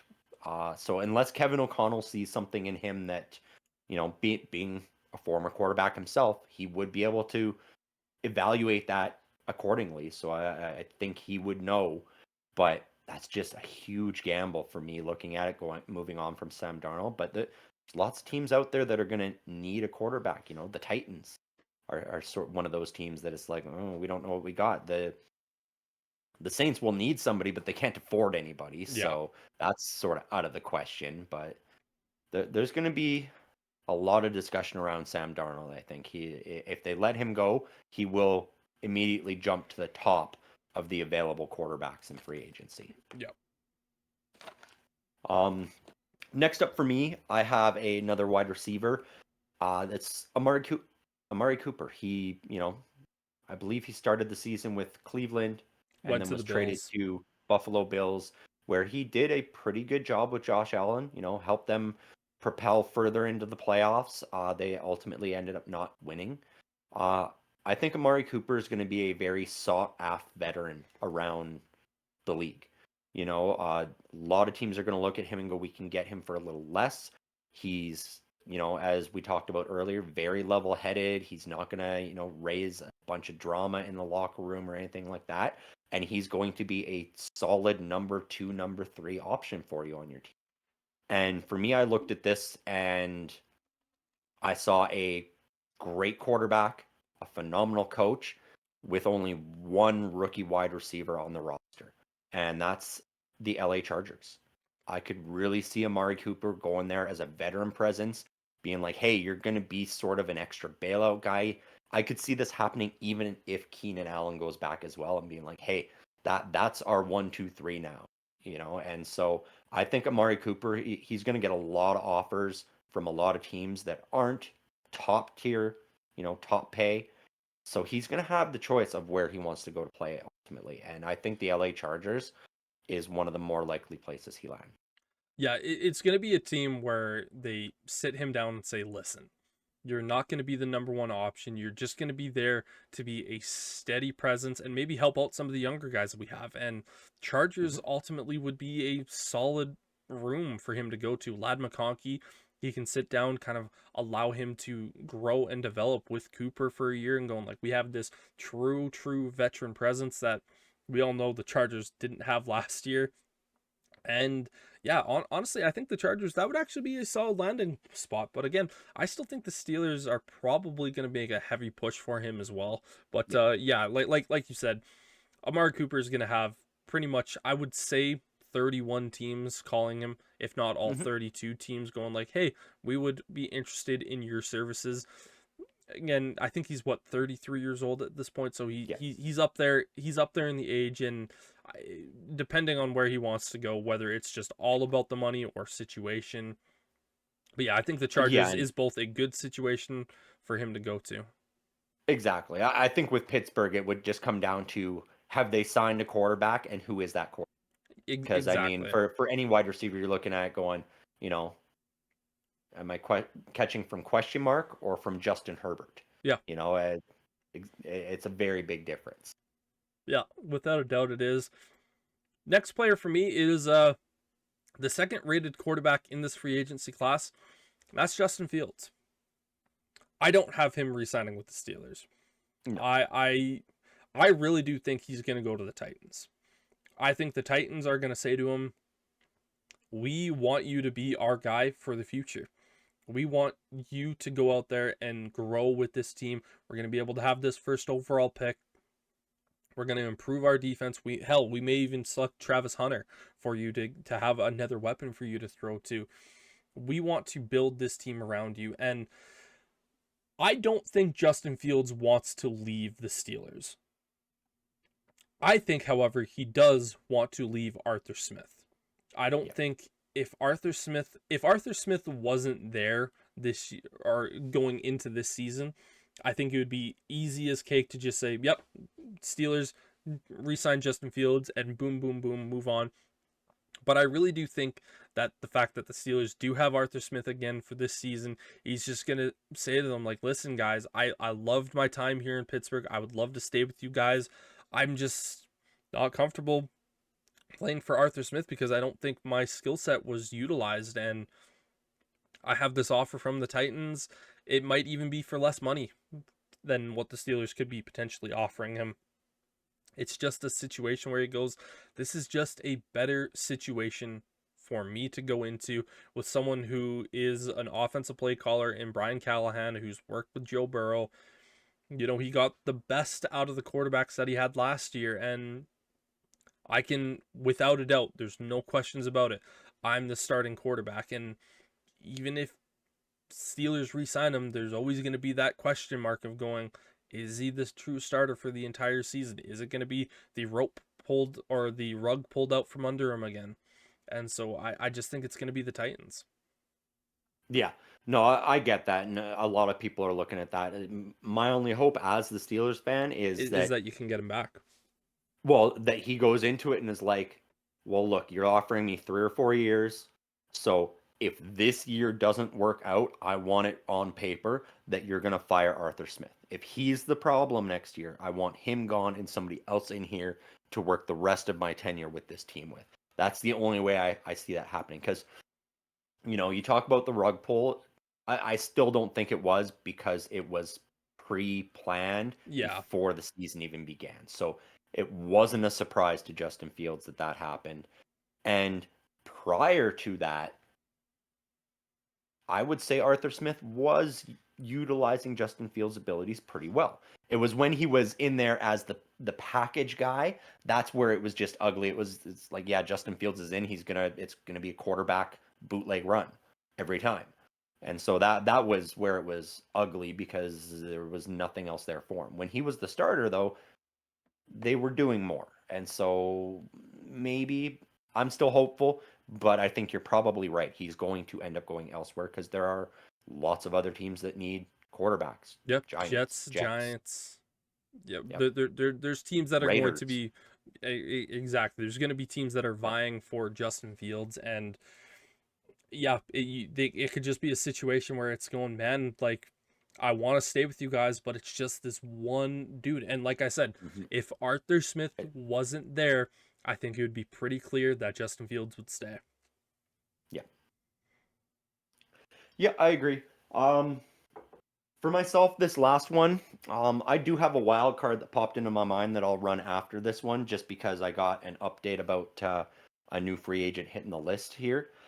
So for now, my last guy is Chase Young, who started his career strong and has just fizzled after his tenure with the Commanders. Like he hasn't had it no matter where he goes. And therefore, he's going to be a very cheap option for a lot of teams to pick up. And this goes right back to a team that I talked about earlier in the Cincinnati Bengals.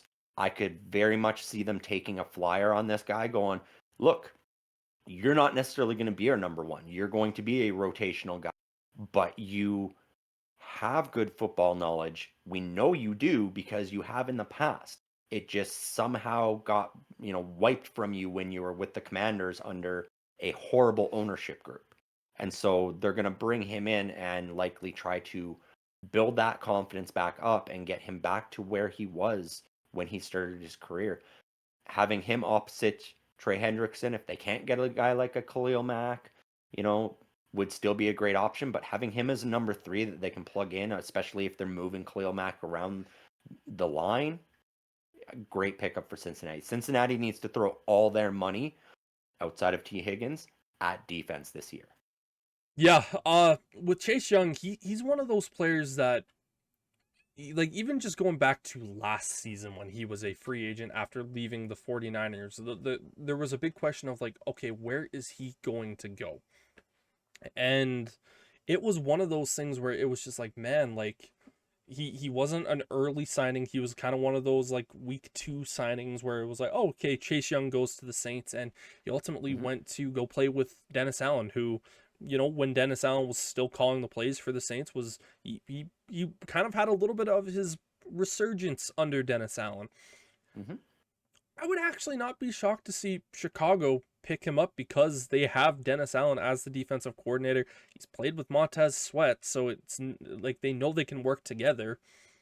Yep. It's the question: do either of these guys want to work together again? But yeah, I could see the Bengals being another suitor for him as well. He is just one of those guys where I just kind of throw my hands up and go, I have no idea, because all 32 Right? teams could contact him and say, hey, we'd like to bring you in and do this and that. And he's just one of those guys where it's just going to be, oh, he signed here? Sure. Like you could tell me that he signs with the Philadelphia Eagles and I go, yeah, makes sense. Yep. Yeah, like every Yeah. single Oh, team in the NFL signing him, I go, yeah, makes sense.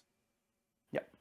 Yeah, and for such a high draft pick and so much, you know, was expected of him when he came into the league, the fact that whichever team gets him is going to get him so cheap, if he can then somehow rise to that occasion, you're going to get such a steal out of him. And yeah, the Chicago Bears were very top of my list for where he might land just because of that familiarity with Dennis Allen and Montez Sweat. Because I don't think those guys necessarily have animosity towards each other. If anything, it'll be more of a bonding of, God, do you remember when we were in that shithole of Washington? Yeah, It'll be more of that. yeah. Um, but ultimately, I landed on Cincinnati because they just need so much defensive help. Yeah, yeah. They basically just look at teams that need all defense, defense, defense would be the favorites, and Cincinnati definitely fits that profile to a T. For me, my final guy happens to be a Super Bowl winner, and that is Mekhi Becton. He was drafted in the top 10 by the Jets a few years ago and just never panned out as a tackle. And, he goes with the Eagles this season and they move him to guard. And he was an absolute monster at guard.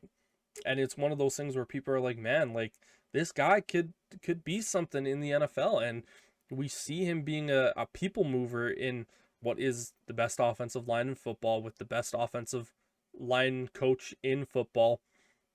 And so of course it was going to work out. But you know what? You had this former top 10 who needed to just get out of a really bad situation with the Jets. It seems like players, when they leave the Jets, it's like a breath of fresh air where it's like, oh, Yep. this is what the NFL is. I don't have that Jets stank on me.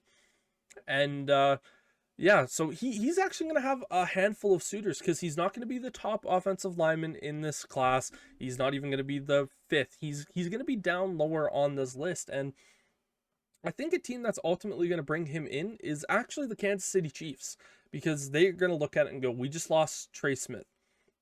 We need someone to go in there and fill his role. And we're going to have someone who's cheaper than Trey Smith. And we feel really confident about our offensive line and offensive line coach. And if, let's say, we go out there and draft a guard that we feel really confident about, well, guess what? Kai Becton can just slide right back out to tackle.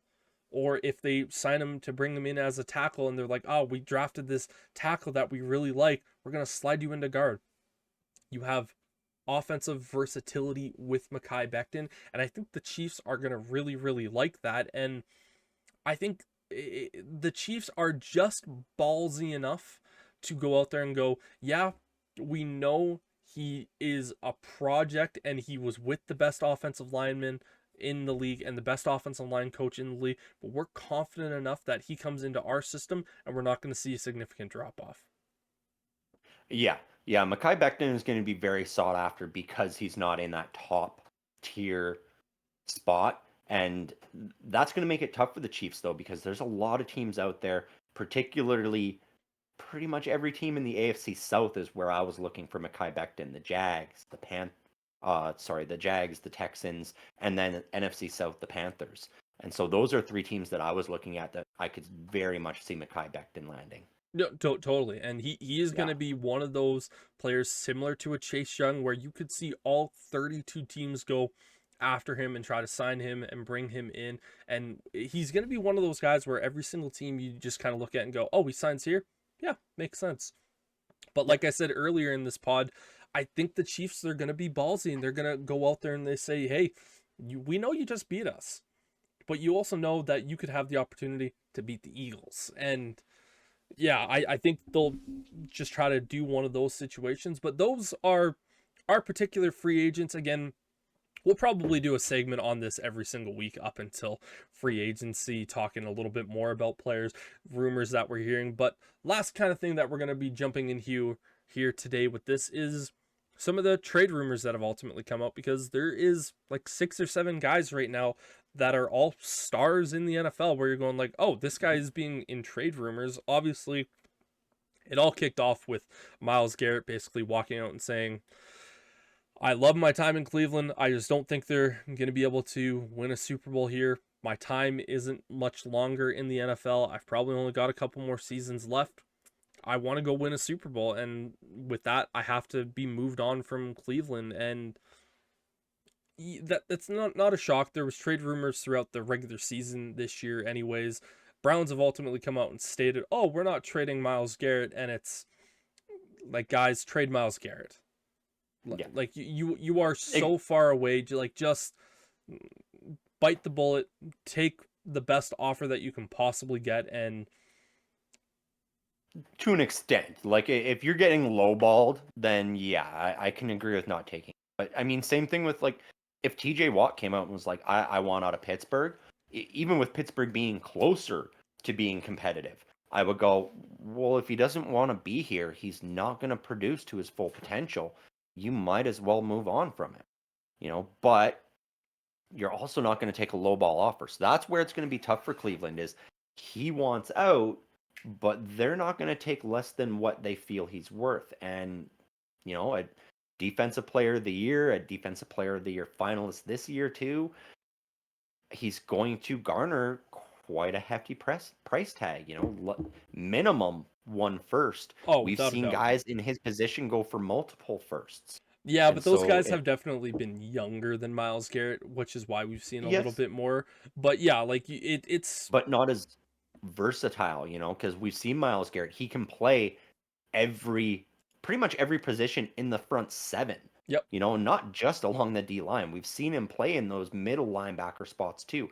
Granted, he's usually rushing from there, but he still is anywhere in that like 10-yard cone within up to the line of scrimmage. He can play anywhere there, and so that's very, very yeah, useful. And yeah. so it's tough to say where he's going to land and who's going to be willing to pay the most for him. I think a team like Buffalo is a really, really solid suitor because they were so close this year. And I think they would be Mhm. ultimately saying to themselves, we were this close to beating the Chiefs. If we get a guy like Miles Garrett, like this is our opportunity. Like Josh Allen is playing the best ball that he's ever played. Let's let's just let's give a first round pick this year. Let's give a second round pick next year, and Yep. like probably overpay probably a little bit more than they should, and just say like, man, like let's go out there and do it because we saw the Chiefs. They are not the tippity toppity. It's probably us now, and we need to go out there and take advantage of this small window that we have. Yep. Yeah, and they're one of the few teams that have that cap space available. And that could be the best case scenario for the Cleveland Browns as well, because that could create somewhat of a bidding war. If, say, the Miami Dolphins hear that's coming, they could be like, oh shit, okay, we need to throw something at them to try and get him here instead because we don't want him in Buffalo. Yeah. And so that could create a bit of a bidding war and drive that price up for Cleveland. Well, not only Miami, you could be talking about a team like the Commanders who definitely need edge Mhm. rushing help, and they're a later pick in this class, and they say, hey, yeah, we know it's not the position that we need, but this is kind of our scenario of us looking at it going like the Bears did when they got Khalil Mack, where it's we have this young quarterback that we like, and we're going to go after it, and we were so close this year, and that's going to help us. Again, the Eagles, for all God's sakes, like they could just say, we'll give you 2 first-round picks for him, and we'll just Yep. continue to dominate. We don't necessarily need Miles Garrett, but if you have a guy like Why that not? available, yeah, Yep. have fun, everyone Oh, else. We're going to exactly. go for our three-peat now, and Hmm. everyone's just going to Right, look and I like mean, that. I even saw an article this week of Cleveland trying to utilize this as leverage to offload the Deshaun Watson contract as well, and be like, "Hey, we'll trade you Miles Garrett, and we'll take a lot less for him if you take Deshaun Deshaun as well." Watson. that Right, and yeah, so that is always a possibility as well. The downside there is at that point you're likely going to a bottom feeder team with a lot of cap space yeah, that isn't going to be competitive. So Miles Garrett then will be looking at that going, so I'm going from this shithole to that shithole, yeah. and it's not really an upgrade for him. But I'm not sure. I haven't read into his contract to see what sort of no trade or clauses are in there for him to decide where he goes, if there's anything in there like that, or if he's just at the mercy of Cleveland and they can ship him wherever they so choose. But Yeah, it'll be so interesting. I'm just reading this right now. Something that's key to point out, though, is Garrett doesn't have a no trade clause, so the Browns can trade him wherever they want. That Yeah. said, it's safe to assume that the Browns will at least try to honor Garrett's wish. So, yeah, it's one of those things where, again, if the Patriots say, "Hey, we'll give you this year's first round pick for him, and Hmm. we'll take that Deshaun Watson deal because we have the cap space and we can get Miles Garrett," and the Browns look at that and just go like, "Oh, we get a win-win-win." Like, Yep. sorry, Miles, but welcome to New England. Right. But I mean, even that, like, there are worse places to go than New England, for Yes, sure. yes, Patriots at least are on the rise, so there's still potential that he could see playoffs before his career ends, if this team continues building the way they are. yep, yeah, without a doubt. And another guy that's also got announced pretty much immediately after that was Cooper Cup, where you know it's not Cooper Kupp announcing that he was wanting a trade. It was the Rams just saying, "Listen, buddy, it's time to go. Like we need to make a change." And Cooper Kupp, again, coming off of a few years ago where he was the Triple Crown winner, and he was just so amazing. And the fall off these last couple of years has been stark. Well, and ultimately, a lot of the fall off just revolves around injuries. Yeah. If we're being honest, like he hasn't had those numbers because he hasn't been playing the game, and I think that's a big part of it. It was the injuries held him back, and then again, that wide receiver position when you have lower body injuries, It's tough. really starts to affect, or back injuries, it really starts to affect your ability. And so, he started coming on again near the end of this season and was looking a little more like he was before, albeit a little bit older, so not quite as quick. But I think that is why the Rams are opening this window right now, because they're like, this is probably the most value we're going to get for him ever again. And so we need to get something back for him. And I mean, you know my thoughts on it, because as soon as that news dropped, I was like, please come to Pittsburgh. Yeah. Because that would solve, in my opinion, the wide receiver issue in Pittsburgh. That would be a de facto number one who is established. He's tough, he's gritty, he's physical, which is exactly Pittsburgh's style of football. He would be a great fit in Pittsburgh. But yeah, going back to what you're saying, where the Steelers are a solid fit for him, like I think the Steelers are a decent spot for him to go, because I don't think you're gonna have to pay too much for a Cooper Kupp. I think a fourth, fifth rounder will ultimately probably get that deal done. And now you are taking on a big contract hit there, and so that is going to be that. But the one thing that does worry me is he is 32 years old.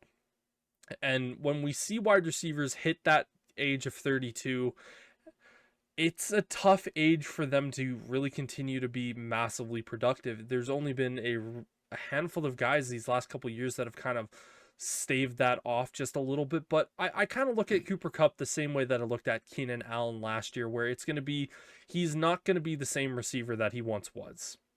He's not going to be as productive as he once was, but this is a guy that comes in that stabilizes that room just a little bit more, and he's still going to be productive when you ask him to be productive. And for the Steelers, if they were able to bring him in, that really just has them in a situation where you look at a guy like George Pickens and say, guess what?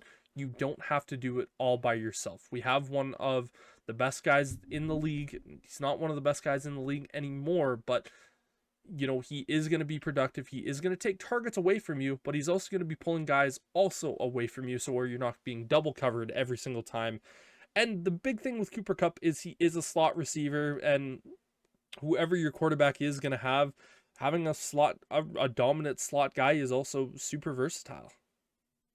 Well, yeah, and that's why this is the best case scenario for Pittsburgh. Like you said, I don't think this would be the best landing spot for Cooper Kupp. Yeah. But for Pittsburgh, this is the best wide receiver they could get, because he's that slot. You could essentially flood one side of the field or the other. You could have George Pickens, Cooper Kupp, and Pat Freiermuth all on the same side of the field, and it's like, okay, cornerback, safety, linebacker, you each get one. Yep. Like, figure out who's gonna be able to cover all three of those guys, and so that's where it makes it more dangerous, because it cuts the field in half against that defense, and so it would be just such a good fit for Pittsburgh. Yeah. But yeah, like you said, I don't think it's the best landing option for Cooper Kupp. There are other teams that would be a much better fit for Kupp, where he would be likely more successful and have a better shot at, say, going to or winning a championship. Yeah, I do have one guy that I know can cover all three. That's Arthur Smith. Yeah. Yeah. Right? No. Yeah, because he's going to have all three of those guys on that side of the field and go, okay, now pitch it to that side. It'll really fake the team out? We're going to throw it Right? to our 6'7" tight end on the opposite side of the field, who's slow as shit. I mean, he did better this year. I'll give him that. He did much improved, but it would be like, yeah, we got Kupp, Pickens, and Freiermuth over here that Let's just say they re-sign Fields and Warren that Fields can pass it to, but instead we're going to pitch it to the other side of the field to Jalen Warren and let him run up against everybody else on that side of the defense. And it's like, yeah, go break 7 tackles instead of throwing it into single coverage over here. Exactly. It's basically going to be the Looney Tunes equivalent of like, I'm outsmarting everyone, and then it's the small caption card. He did not outsmart everyone. No. But another wide receiver that is also being brought up in trade rumors and basically just told by his team, go look for a trade, is Deebo Samuel. This is kind of a situation of where we saw at the end of a couple years ago where he requested a trade when he was in that deal, and we saw Brandon Ayuk request a trade last offseason. It just kind of seems like the 49ers often like to have their wide receivers request trades away from the team, but this is one of the first times where they've told a wide receiver, go seek a trade, buddy. Go seek a trade for yourself. And it makes sense because the 49ers, they know they have the biggest contract that's going to be signed coming up here in the next this offseason. And let's be honest here, Deebo Samuel, he probably wants a change, and he just hasn't been that productive guy that they were really hoping for. And again, I could see a team like Carolina going out there and getting a guy like Deebo Samuel. He's from the Carolina area, so that's a homecoming for him. And Bryce Young needs a guy that's better than their first rounder last year, who was just terrible. But you also, yeah, like they need more. But Deebo Samuel, I don't think is going to be terribly expensive to get. I think you might be able to get him for that 3rd, 4th round pick. The 49ers are going to unfortunately have to look at this and go, we are not going to get peak value for him because the value isn't there. Like, the most I could see the 49ers getting for him is a late 2nd round pick. And I think if you're getting a late 2nd round pick, it's probably going to be from the Chiefs. And I don't know if they want to give the Chiefs a guy like that, but they might look at it and go, well, it's a 2nd round pick, so I guess we'll happily take that. But yeah, Deebo Samuels is going to be a sought after guy. I just don't know which team, for instance, that might go after him. I gave the Chiefs and the Panthers, which I think are 2 decent options. Steelers, again, could potentially be an option there, but yeah. Right. Yeah, there's a few options. The Commanders as well. They've got the cap space to be able to absorb that contract. And because that's one thing I know you and I talked about this week, and I said Deebo Samuel's been available for trade for the last 3 seasons, really. And most teams look at it and go, that contract's a little bit too hefty for the injury concerns that come along with it. And we knew the 49ers were going to do this again this year because Brandon Ayuk signed that big contract last season and then promptly got injured, but he will be back, and he's making wide receiver 1 money. And so he has to be the wide receiver 1. And they know going into next season, if they try to demote Deebo Samuel to that 2nd wide receiver spot, the locker room is going to implode. Yeah. And so they have to move on from him. The unfortunate thing is they really can't afford to retain any of his contract. That's the issue in San Fran right now. They're really pressed up against the cap, and so they're gonna have to take less to move that whole contract out. And so it's gonna have to be a team like the Commanders or the Panthers where they're like, yeah, we'll give you a 4th, because I don't even think the Chiefs could afford to do that late 2nd to bring him in, and then they go, okay, well, now we don't have the money to do anything go out else. and sign a offensive lineman or another wide receiver or a tight end or a running back or anything that they may need. Yeah. And so that's where I'm wondering if the 49ers don't find a trade partner, do we see them potentially just outright cut Deebo Samuel and Deebo just have his pick at that point as we get towards, the draft or something? Because I don't know if they find a partner that's willing to absorb that entire contract and give them a high enough draft pick that they would be satisfied. So like you said, they're going to have to be willing to take less because it's a hefty contract with a lot of injury concern and very big personality as well.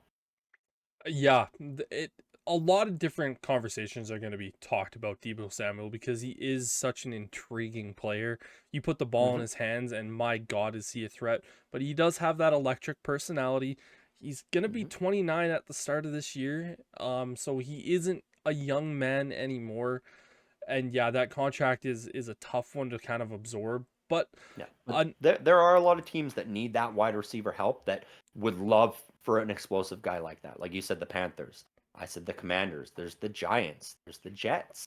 You know, yeah, the Titans. There's tons of teams that yeah, need that. The Jags. Like the list it is goes on and on. The it is Raiders. something where he without a doubt is going to be able to find a home and find a spot, but Yeah. it's just kind of that question of exactly where does he want to go, because it's not the 49ers actively looking for a trade, it's they told him go seek a trade partner, which ultimately is going to be a situation of, okay, hey, where are you, like this is a team that I talked to with my agent, they're giving this deal, and then the 49ers have to accept that. But the Yeah. last trade partner or trade person that I want to talk about, this was really only came out over the last few days, is the Dallas Cowboys are listening to offers on Micah Parsons, which is not Yeah. something I ultimately was shocked at.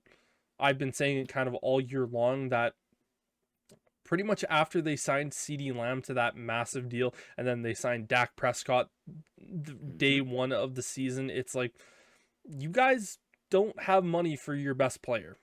And No. like Micah I Parsons, I fully expected this as well. You yeah, know, like when those two contracts were signed, you looked at it and went, okay, Dallas is going all in on offense, and the defense is going to start to suffer because they're also likely going to be losing Dexter Lawrence to free agency this offseason as well. So that defense is going to take a pretty hefty hit. yeah. And with Micah Parsons right now, you're getting a guy at the peak of his career, or not even Mhm. at the peak of his career, just getting to the peak of where he's going to be at his very, very best. And so, like, you're going to see Micah Parsons if he is dealt. And I don't know how well or like what the situation is going to be with that one, but I could see Micah Parsons being dealt, and that is going to be a huge, huge trade package for the Dallas Cowboys, who I think at this moment, with whoever they hired as their head coach, I can't even remember the dude's name because it was such a bad move. Like, it's going to be a situation where, man, like they're gonna get at least 2 first-round picks for Micah Parsons plus. Like, it's this is Yeah. gonna be like a Khalil Mack level trade. Yeah, it's just the question of who, Y- because it's going to have to be somebody that has that big cap space availability, like your Bears, like the Commanders, you know, something like that, where they're going to be able to sign him to a likely 5 or 6 year deal worth a lot of money. He's going to be one of the top paid, and so that's where it's going to get interesting. This is always one of those trades where I look at it and I go, whenever you're trying to acquire someone, I always look at it and say, are you trying to acquire like, how are you acquiring this player? It should only be one of two ways. It's either you're trading for him or you're giving him big money. With Micah Hmm. Parsons, you're not only trading a massive haul to get him, you're also having to pay him a big amount of money. And now again, I understand that a guy like Micah Parsons, you are not going to allow to hit free agency. You're not allowing him to hit the open market because that's stupid. That is the dumbest thing that you could possibly do. And so that's the only way that you're going to get that guy is by trading a haul and then signing him to a long-term deal. But yeah, I just don't know exactly, like, again, I know Dallas has only said we're listening to offers, and that doesn't Hmm. mean that they're going to trade him. It's just them doing their due diligence on one of the best defensive players in the NFL right now, who's happened to be young. And again, if a team says, "Hey, we'll give you 2 first-round picks and a third-round pick," Dallas is probably going to take that, and I would too. Yeah. Yeah, oh, 100%. And I mean, there's a couple teams out there as well that I could see them potentially being able to lower how much draft capital they have to give up by also giving up a big player. Yeah. Top of that list for me is the Las Vegas Raiders. You send Max Crosby back the other way, and that immediately goes, okay, well, that is a first round caliber guy, and so that's going to take one of those firsts off of there. Another option that I see out there is the Pittsburgh Steelers, who go, well, you know what? How about TJ Watt?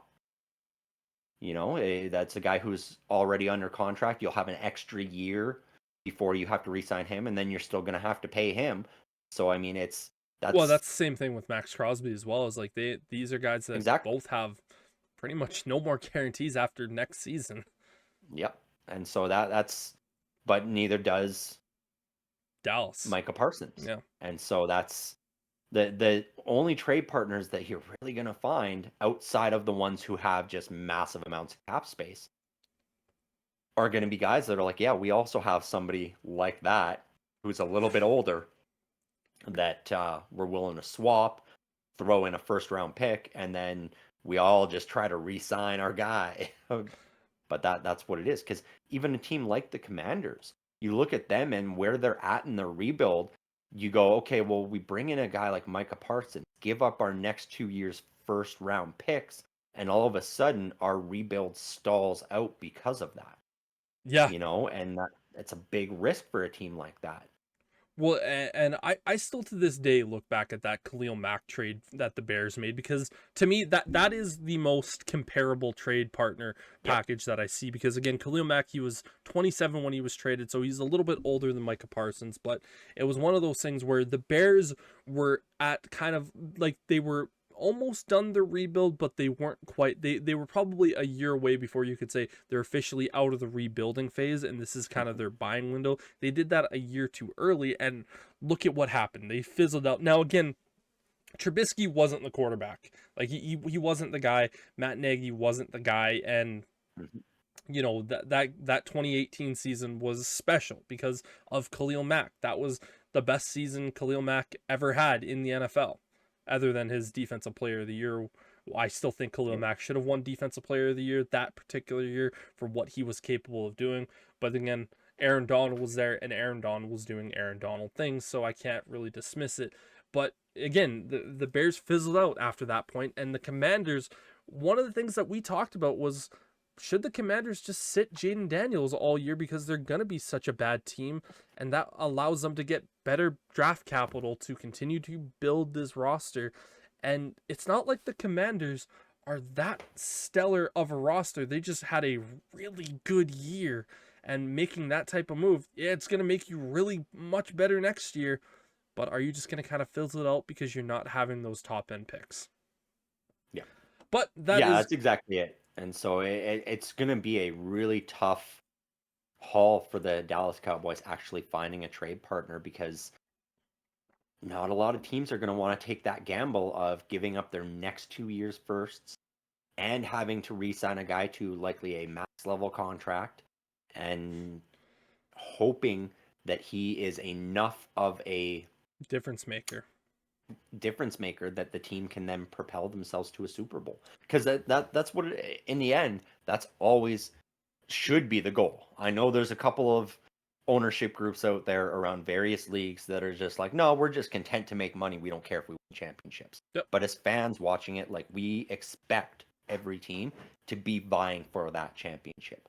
And so that's the way you got to look at it. Is Micah Parsons worth what could potentially be 2 guys that could get us to the Super Bowl? And so it's going to be tough, man. I honestly think the best spot for Micah Parsons is Buffalo, because that's a team you're not worried about the quarterback, you're not worried about anything else, and this guy just comes in. We talked about the Bills being one of the top suitors for Myles Garrett. Why not get younger? I'm not saying trade for both of those guys. No, I just had that thought. I was like, go LA Rams style, that your next 5 years worth of first round picks to both Cleveland and Dallas. You bring in Myles Garrett and Micah Parsons on that defense. It would be a bonehead move, but my God, that would be maybe they make it to a Super Bowl early on in that, and then it would very quickly become the New Orleans Saints of the AFC. Yeah. Yeah. But that is all here today, guys. Thank you all very much for watching. For Sterling, I'm Brendan, saying peace.